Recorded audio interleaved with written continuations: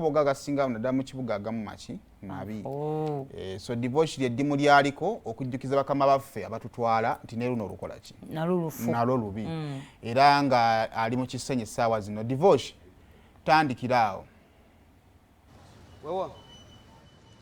wewa butereevu fayina nga Saimo bwakugambye nti ennaku z'omwezi olwaleero 1 Novemba kitegeeza nti omwezi kuba guweddeko ate n'omulala nga gutandika tukwaniza mwezi omupya 2023 naye tumutambuza mpola mpola naku olwaleero nakutegeeza nti tukyagenda maaso kulondoola enguudo zaffe mwe tutambulira mu kaseera nga kano enkuba ng'ekyafudde mba ate enguudo zaffe ziri mu mbeera ki wano wendi ndi ku luguudo luno oluconnectinga ne lukuyingiza mu Kisenyi ng'ova ku Lubaga Road waggulu eri oconnectinga kuva ku Lubaga Road nojja noyitamu mpaka mu Kisenyi abagenda Kafumbe Mukasa Road awo wonna luno oluguudo lwe lubatwala naye nabadde mpitawo eggulo omukulu n'aŋŋamba naye okoze ku nguudo zonna lwaki wane waffe wo temuyitawo ne mujja ate ensi ne mugiraga ate kye tuyitamu weewaawo wentuukidde wano nti oluguudo luno embeera gye lulimu nayo tesanyusa balukozesa naddala bakozesa ebidduka ebyenjawulo okuli ababooda okuli abavuga takisi abavuga emmotoka ezabuyonjo nga boolaba nti oluguudo luno kati baluvaako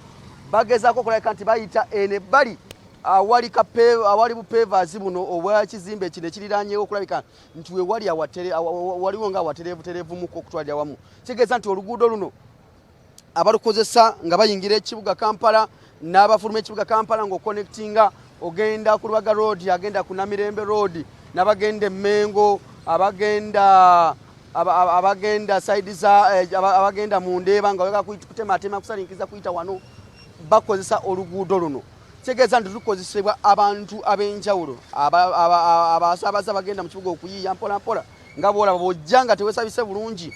emmotoka eyo nga bwekubye amazzi ago agali awo gayinza okuba nga kusamukira kwandika kuddugaza kwakosa n'oluguudo wewa abantu bamuno nabo nandibadde mbabuuzaako ne batubuulira bo luno oluguudo lubayisa batya abalukozesa n'abalinako amaduuka ag'enjawulo abalinako bizinesi ez'enjawulo nja kuba ntambulamu mpola mpola kanti tutambule mpola mpola ne Robert wano ate tudde wano mbadde nkugamba wano nti wano waliwo ekinnya emmotoka zino tezikyasobola kiyitamu direct ziyita eno ebbalibbali waakyo era emmotoka ekubanga esobola nga eyitamu kubanga nnene ng'eyo naye zino endala ezabuyonjo la nti zigezaako okulabika nti zisalinkiriza mpola mpola okwewala naddala embeera y'ebinnya ebiri mu luguudo luno bizinesi ez'enjawulo zikolebwa ku luguudo luno abatunda ebintu ebyenjawulo balina ndabyewo obutale obw'enjawulo ab'amaduuka ab'enjawulo abakolera wano bo oluguudo luno lubayisa batya mu mbeera ng'eno kambuze ku mwami ono abeeno mwasuse mutya oli bulungi omukulu wasuze otya ekyenkya nkulaba wakikedde so kujja eno okolera wano okola mulimu ki wano oli mutunzi wa ngatto weewaawo terevu ku terefayina kwoli tuli ku luguudo lwamwe luno embeera eri etya embeera ya wano ekizibu ekitusumbuwa nti enfuufu ebaawo nnyingi omusana bwe gubanga gwase ate era n'enkuba bw'etonnya ne gubula asala kubanga ndowooza saa zino ekisooto kiraba nga bwe kifaanana ekyo kyamaanyi weekiri omusana bwe guba gwase ate w'enfuufu etukoseza ddala wano osanga wasinga okukolera wano ng'ogyeko enfuufu n'ebisooto ebibeerawo ki ekirala ekisinga obbanyigiriza naddala ku luguudo luno of course ekisinga otunyigiriza potholes kati osanga jamu ebidduka bwe biba byagala kuyita mu bwangwe osanga kati biva mu kubo ne bitandika ate okukisirira no size zaffe ese mukamange bekikwatako yinza bagamba ki essaawa zino abatulaba ku terefayina essaawa zino nze njagala kusaba gavumenti yaffe ennungi gye twalonda yandibadde tulowoozaako ne tukolera ku kkubo kuba ekkubo kikulu kye tusinga okwetaaga si bingi nze mbasaba ekkubo kuba kati ekkubo litukosa mu ngeri nyingi enfuufu ebipotholes kati n'accident zisobola okubeera wano kuba omuntu motoka ejja neeva eri oli n'abuuka ng'adde eno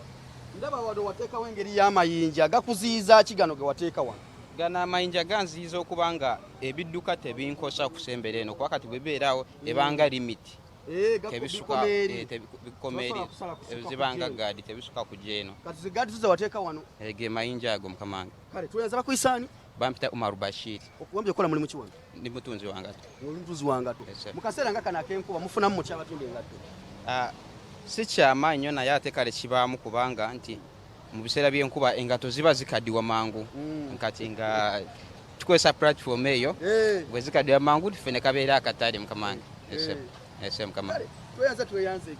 awo mukulu nga batutegeezezza nti mu kaseera kano wano bwe yateeka wano zino zooleba zebbali zino ze yateekawo emmotoka tesobola kusala kujja eri naye weekakasa otya nti zino tesobola kusala kujja eyo omukulu wamagosi wasuza otya bitambula bitya ndaba wakadde wano sebo bitambula bitya wano emirimu gitambula mirimu gitambula naye tuli bubi nnyo oluguudo olulaba embeera gye tulimu abakulembeze batwerabira kesisi bagiwa ssente ekole enguudo teri era nga naawe woobera kyemmanyi naawe obiyiseemu oluguudo olulaba bulungi naye nga tusaba omutonzi yenna gy'ali atuyambe abampembe baneeno kye twebuuza kiri kimu oluguudo olwo lubakosezza lutya nga mabawangalira ate kati oluguudo engeri gye lukosezzamu olaba emmotoka ziva eri amazzi bakuba amazzi gafusibira mu bijanjaalo byaffe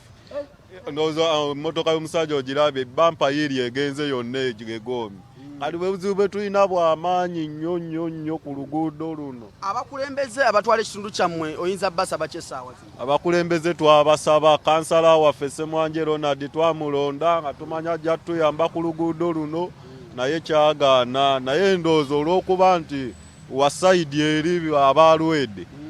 nga womanya embeera eri mu ggwanga kati abalwedde bo tebabalaba. Tuyinza kukwataganira abatatu kyaffe ng'abantu ba bulijjo